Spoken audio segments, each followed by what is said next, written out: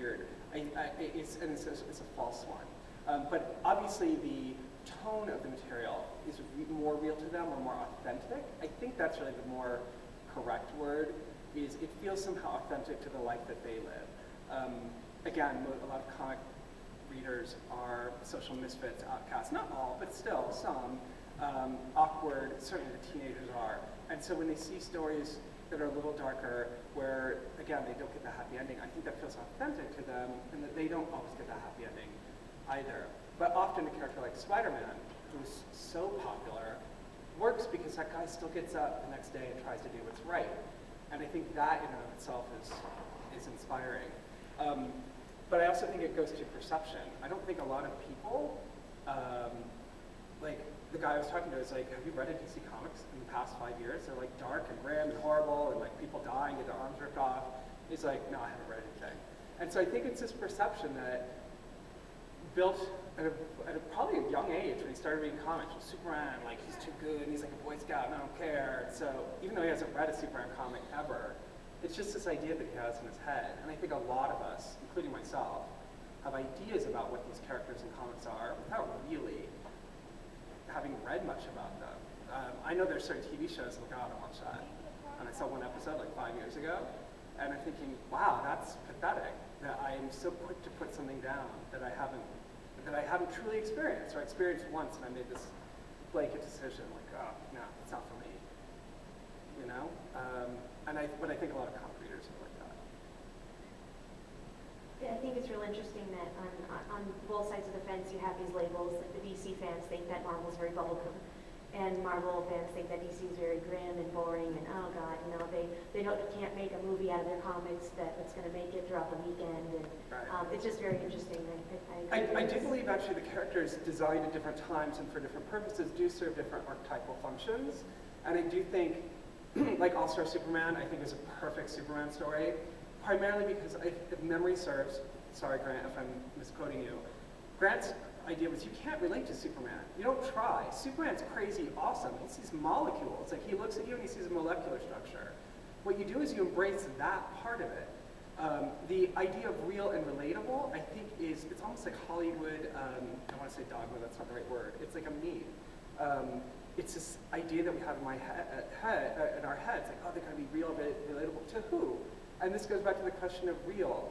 And what's real to us here in this room has nothing to do with the reality of a group of teenagers in India or even in South Florida. You know, it's sort of like real is very, I think, subjective.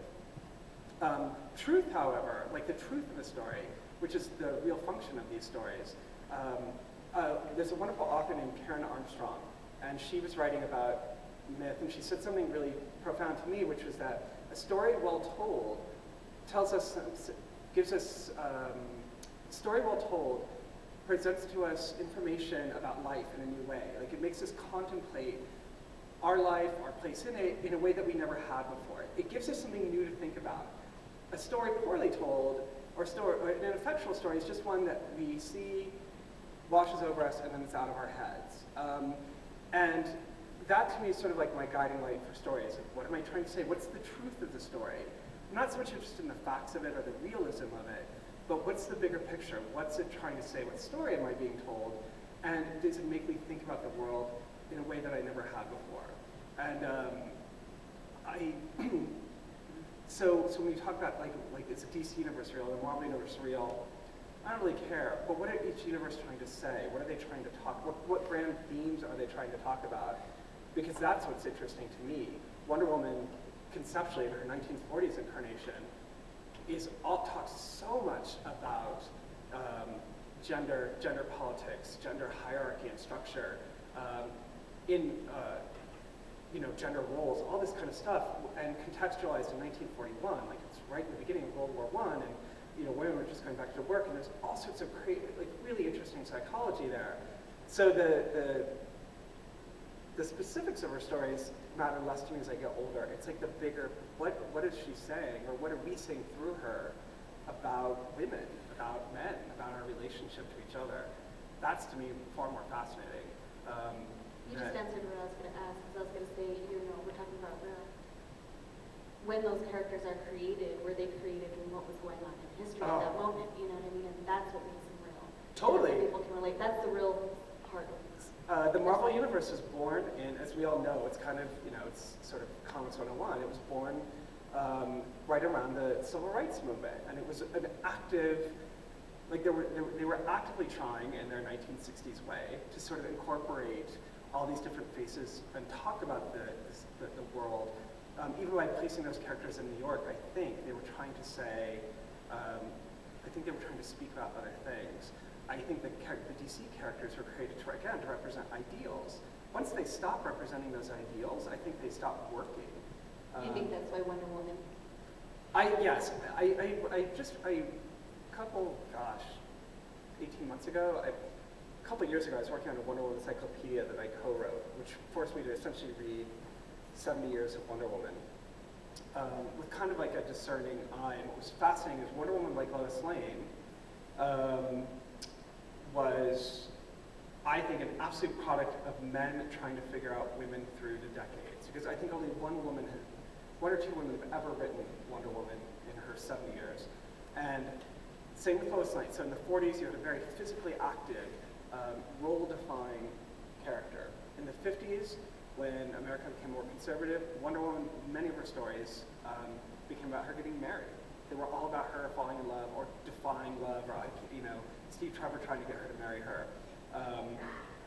Later in these again, generalities, there's a lot of bad stories in here too, but tonally, the 60s and 70s, the 60s, late 60s, early 70s had that very famous period where Wonder Woman lost her powers and she was hip and she was cool, and you didn't need powers to be a Wonder Woman. And then the 70s was a much sort of more aggressive, bitchy, like feminist Wonder Woman. And when I say that, I mean, I can tell that the writer felt that about feminism and was playing through that.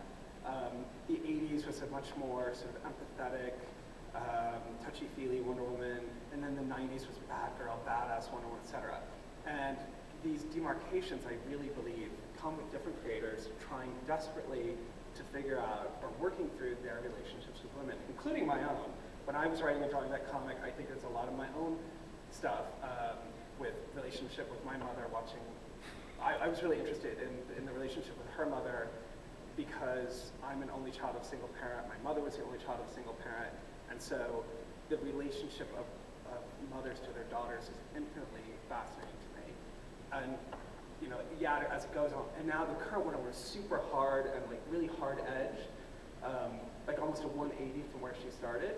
And again, I think it has to do with creators trying to figure out what women should be now. Like women are hard and women are just like men.